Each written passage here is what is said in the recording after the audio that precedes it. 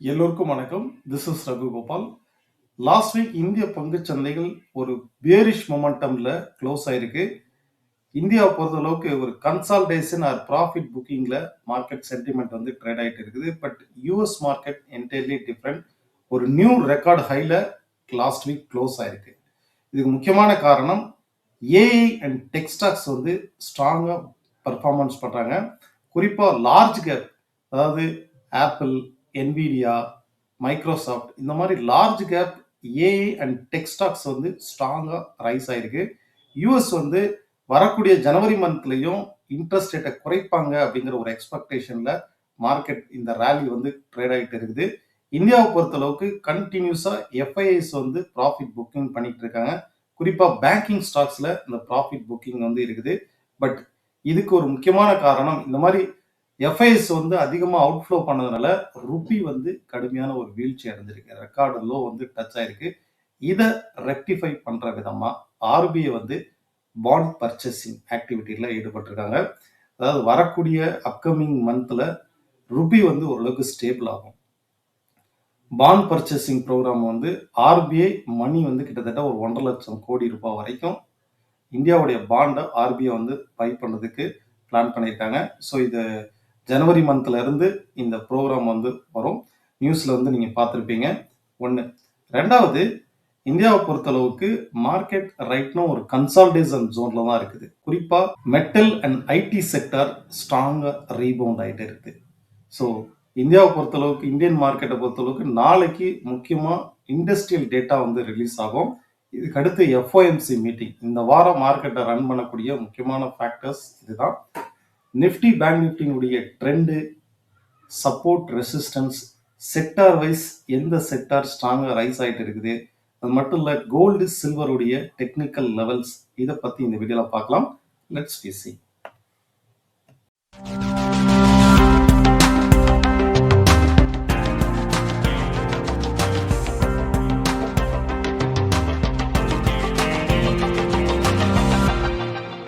Last வீக்கை பொறுத்தளவுக்கு metals, IT, construction ஸ்ட்ராங்கா rice ஆயிருக்கு.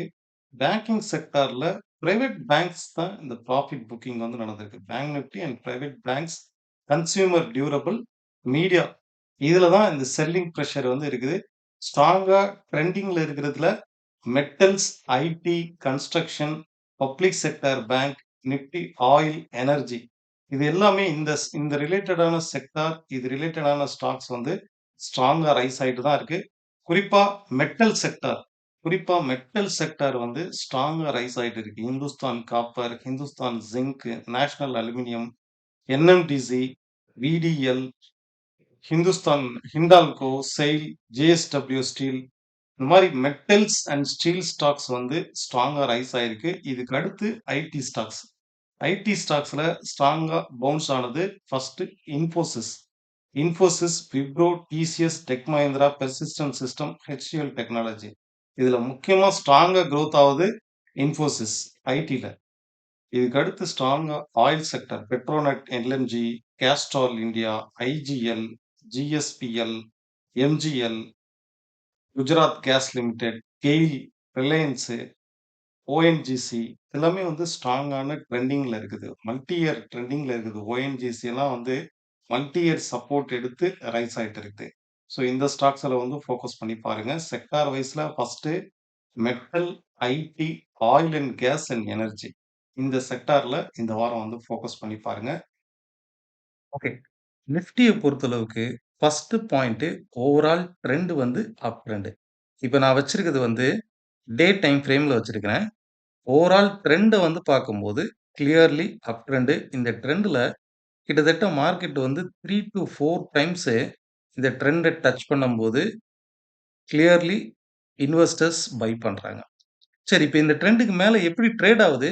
சி, மார்க்கெட் வந்து ஒரு சைடுவேஸ் மார்க்கெட். அப் சைடு வந்து ரைஸ் ஆகுது, அகைன் ஃபால் ஆகுது. ஸ்டில் நோ ட்ரெண்டு சைடுவேஸ் அப் ட்ரெண்ட்ல தான் ஸ்டில் நோ ட்ரேட் ஆகுது.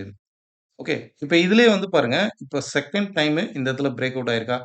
ஃபர்ஸ்ட் டைம் மார்க்கெட் இங்க பிரேக் அவுட் ஆயிருக்கு. இதுக்கு அடுத்து இது ஒரு சைடுவேஸ் மார்க்கெட். இப்போ இந்த சைடுவேஸ் மார்க்கெட் பிரேக் அவுட் ஆயிருக்கு. இதுக்கு அடுத்து செகண்ட் சைட்வேஸ் மார்க்கெட். அப்போ ஒவ்வொரு ஃபால்லயும் மார்க்கெட் திரும்பவும் பவுன்ஸ் பேக் வந்து ஆகலாம். ஓகே. ஒவ்வொரு ஃபால்லயும் மார்க்கெட் வந்து திரும்பவும் பவுன்ஸ் பேக் ஆகலாம். இந்த ட்ரெண்ட பொறுத்தளவுக்குமே ஓவராலா இங்கிருந்து ரைஸ் ஆகுது பாருங்க. இந்த ட்ரெண்டுக்கு மேல ட்ரேட் ஆகுற வரைக்கும் still now this is also up trend தான். ஓகே. ஆனா என்ன சைட்வேஸ் மார்க்கெட் அப்படின்றதுனால அப் டூ இந்த ட்ரெண்ட் வரைக்குமே மார்க்கெட் ஒரு கரெக்ஷன் வந்து ரைஸ் ஆகலாம். இப்ப இதுலயுமே ரீசென்ட்டா இருக்கக்கூடிய இந்த ட்ரெண்ட வாட்ச் பண்ணி பாருங்க. இத மட்டும் வாட்ச் பண்ணி பாருங்க. மார்க்கெட் என்ன மாரியான ஒரு ஃப்ளோல போது. ஃபர்ஸ்ட் பாயிண்டே நம்மளுக்கு வந்து நல்லா ஃபால் ஆன இவ்ளோ தூரம் ஃபால் ஆகி, அகைன் ரைஸ் ஆயிருக்கு. இவ்ளோ தூரம் ரைஸ் ஆயிருக்கு. அகைன் இந்த இடத்துல ஃபால் ஆகி, இப்ப ரைஸ் ஆகுது பாருங்க. லைக் வந்து ஒரு டபிள்யூ ஷேப் மாரி ஃபார்ம் ஆவுதா? இப்ப இந்த கேப் ஃபில்லிங் அதாவது இந்த இடத்துல இருக்கக்கூடிய இந்த கேப் ஃபில்லிங் 25,950லிருந்து 25,900ங்கிறது ஒரு க்ரூஷியல் சப்போர்ட்டா இருக்கும். இந்த 2 கேப் ஃபில்லிங் சப்போர்ட்டுமே ஒரு க்ரூஷியல் சப்போர்ட்டா இருக்கும். 25,850, 830 வரைக்குமே மார்க்கெட் வந்து சைட்வேஸ் மார்க்கெட். ஒவ்வொரு ஃபால்லயும் திரும்பவும் பவுன்ஸ் பேக் ஆகும். அப்ப இந்த மாரி இடத்துல வந்து வீக்லி கான்ட்ராக்ட்ல வந்து மாட்டிக்காதீங்க. மார்க்கெட் வந்து ஷார்ப்பா தொடர்ந்து ஒரு 3 டூ 4 டேஸ், 5 டேஸ் வரைக்கும் கூட ஃபால் ஆகும். அகைன் கன்டினியூஸா 3 டூ 4 டேஸ், 5 டேஸ் வரைக்கும் ரைஸ் ஆகும். This is not a recommendation. Only for educational purpose. நீங்களும் செக் பண்ணி பாருங்க. இப்ப நான் வச்சிருக்கிறது வந்து டே டைம் ஃப்ரேம்ல வச்சிருக்கேன். மார்க்கெட் லைக் ஒரு டபிள்யூ ஷேப்ல சைட்வேஸ் மார்க்கெட்ல அப் ட்ரெண்ட்ல தான் இருக்குது. ஸ்டில் நவ் சைட்வேஸ் அப் ட்ரெண்ட்ல இருக்குது. இந்த மாரி சைட்வேஸ் அப் ட்ரெண்ட்ல ஃப்ரீக்வென்ட்டா மார்க்கெட் ட்ரெண்ட் சேஞ்ச் ஆகும். பட் கன்டினியூஸா சைட்வேஸ் அப் ட்ரெண்ட்ல தான் நிக்கும். நெக்ஸ்ட் பேங்க் நிஃப்டி வந்து பார்ப்போம். பேங்க் நிஃப்டிய பொறுத்தளவுக்கு கிட்டத்தட்ட ஒரு 3 டூ 4 டைம்ஸ் வந்து இந்த ட்ரெண்ட் லைன பேஸ் பண்ணி தான் மார்க்கெட்டுடைய மூவ்மெண்ட் வந்து நடந்திருக்கு. ஓகே. ஸோ இதுவுமே வந்து லைக் வந்து ஒரு ஹெட் அண்ட் ஷோல்டர் ஃபார்மேஷன்ல ட்ரேட் ஆகுது பாருங்க.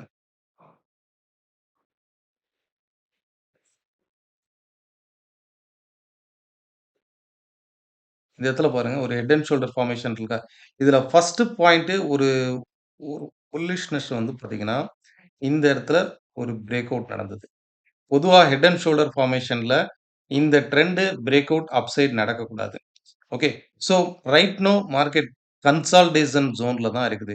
அப் டூ இந்த ஜோன் அகைன் இந்த ஜோன் வரைக்குமே மார்க்கெட் எப்ப வேணாலும் திரும்பவும் அப் சைடு வந்து ரைஸ் ஆகலாம். அப்படி ரைஸ் ஆகும்போது இந்த ஷோல்டர் இருக்கு பாருங்க. இது வந்து குரூஷியலான ஒரு லெவல். ஓகே. இந்த ஷோல்டருக்கு மேல அதாவது 59,550க்கு மேல அகைன் அப்சைட் ரைஸ் ஆகும்போது, மார்க்கெட் ஒரு புதிய உச்சத்த வந்து அடையறதுக்கு வாய்ப்பு இருக்கு. ஏன்னா, இந்த மாரி ரைஸ் ஆகும்போது என்ன ஆகும்னா, ஷார்ப்பா இங்கருந்து இப்படி ரைஸ் ஆயிடும்.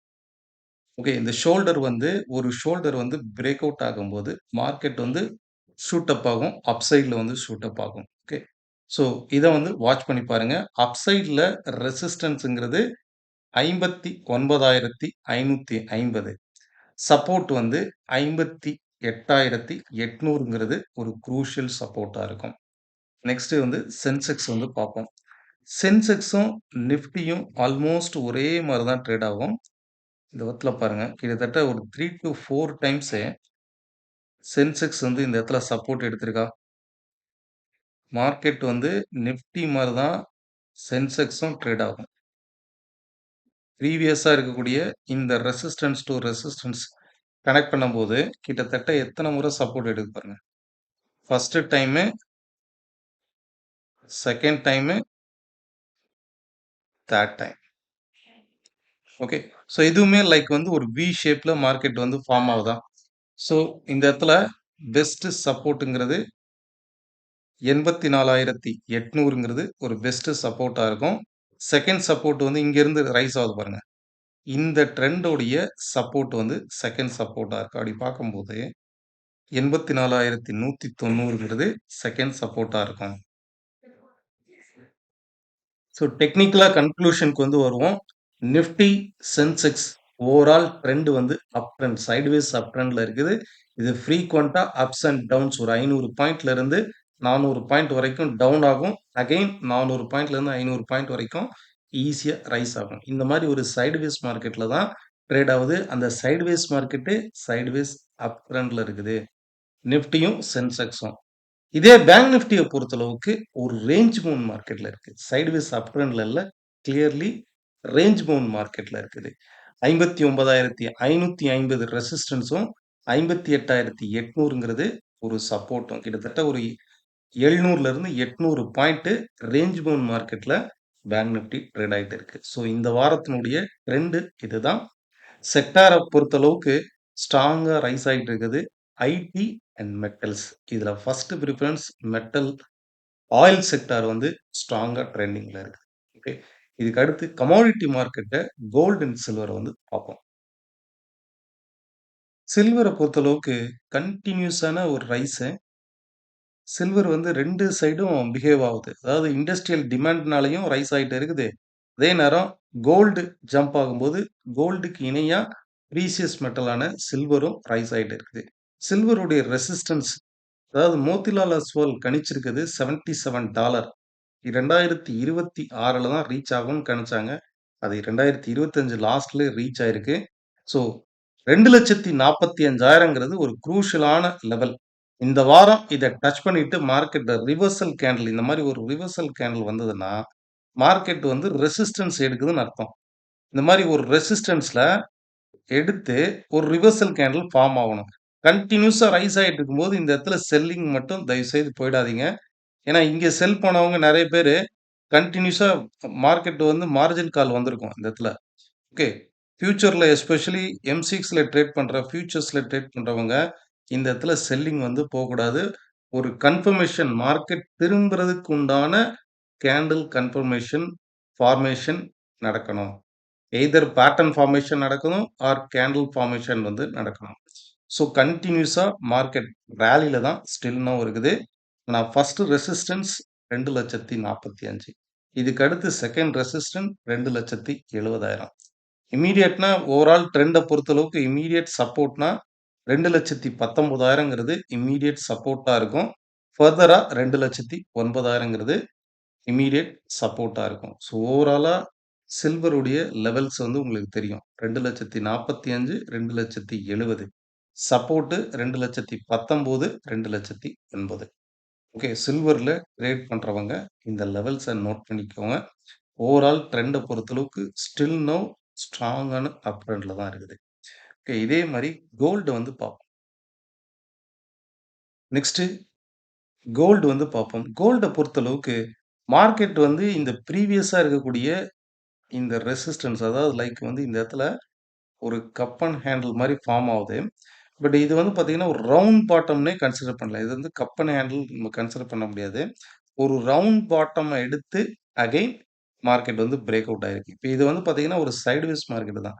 அந்த அளவுக்கு வந்து ஒண்ணும் ஆ சில்வர் மாரி ரேலில இல்ல. சடனா ஃபால் ஆச்சு அப்டின்னா, இந்த அளவுக்கு வால்யூம் இல்ல பாருங்க. குட்டி, குட்டி கேண்டிலா ஃபார்ம் ஆகுது பாருங்க. பிரைஸ் என்னவோ ரைஸ் ஆகுது. ஆனா ஸ்ட்ராங்கான குரோத் இல்ல. மொமெண்டம் இல்ல. இப்ப இந்த இடத்துல ஸ்ட்ராங்கான மொமெண்டம் இருந்திருக்குது. ஓகே. ஆனா இந்த இடத்துல பாருங்க ஸ்ட்ராங்கான மொமெண்டம் இல்ல. ஸோ கோல்டுடைய ட்ரெண்ட் வந்து சைட்வேஸ்ல இருந்தா கூட இது ஒரு வீக்கான ட்ரெண்ட் தான். நெக்ஸ்ட் க்ரூட் ஆயில் வந்து பார்ப்போம். க்ரூட் ஆயில பொறுத்தளவுக்கு உலகத்திலே அதிகமான ஆயில் ரிசர்வ் இருக்கக்கூடிய வெனிசுலா. வெனிசுலா மேல யுஎஸ் வந்து அட்டாக் பண்ணுவோம் அப்படின்னு சொன்னாங்க. ஸோ அதுலருந்து தான் ரைஸ் ஆனது இந்த பவுன்ஸ் பேக். க்ரூட் ஆயில பொறுத்தளவுக்கு டெக்னிக்கலா 5,000ங்கிறது ஒரு சப்போர்ட்டாவும், 5,300ங்கிறது இந்த sideways market top to top connect பண்ணா, இந்த சைட்வேஸ் மார்க்கெட் உடைய ரெசிஸ்டன்ஸ் வந்து 5,350. அப்போ ஒரு ரேஞ்ச் பவுண்ட் சைட்வேஸ் டவுன் ட்ரெண்ட்ல ஒரு ரேஞ்ச் பவுண்ட். அப் சைட்ல ரெசிஸ்டன்ஸ் வந்து 5,350. சப்போர்ட்ங்கிறது 5,000ங்கிறது 5,030லேருந்து 5,000ங்கிறது சப்போர்ட்டா இருக்கும். இப்ப இதுலயுமே இன்னுமே க்ரூஷியல் ஷார்ப்பான சப்போர்ட் 5,110ங்கிறது ஃபர்ஸ்ட் சப்போர்ட். இனிஷியல் சப்போர்ட்டா ஆக்ட் ஆகும். ஃபர்தரா ஓவரால் ட்ரெண்ட பொறுத்தளவுக்கு 5,000ங்கிறது ஒரு க்ரூஷியல் பொசிஷனல் சப்போர்ட்டா ஆக்ட் ஆகுது. ஸோ க்ரூட் ஆயில பொறுத்தளவுக்கு உங்களுக்கு புரிஞ்சிருக்கும்னு நெனைக்கிறேன். ஓவரால் மார்க்கெட்டுடைய ட்ரெண்ட் உங்களுக்கு புரிஞ்சிருக்கும். இந்த வீடியோ வந்து ஒரு ஒரு ட்ரெண்ட் அப்டேஷன், ஒரு சப்போர்ட்டா எடுத்துக்கோங்க. லைவ் மார்க்கெட்ல பிராக்டிஸ் பண்றதுக்கு நீங்க எடுத்துக்கோங்க. Thank you all of you. உங்களுடைய கருத்துக்கள் கீழ உள்ள கமெண்ட் பாக்ஸ்ல பதிவு பண்ணுங்க. இதே போல இன்னொரு வீடியோல பார்க்கலாம். கூடிய விரைவில் ட்ரேட் செட்டப் வீடியோ ஒரு ப்ரொஃபஷனலா இதுவரைக்கும் நீங்க பார்க்காத சம் இன்ஃபர்மேஷனோட நம்ம டெலிவர் பண்ணுவோம். Thank you.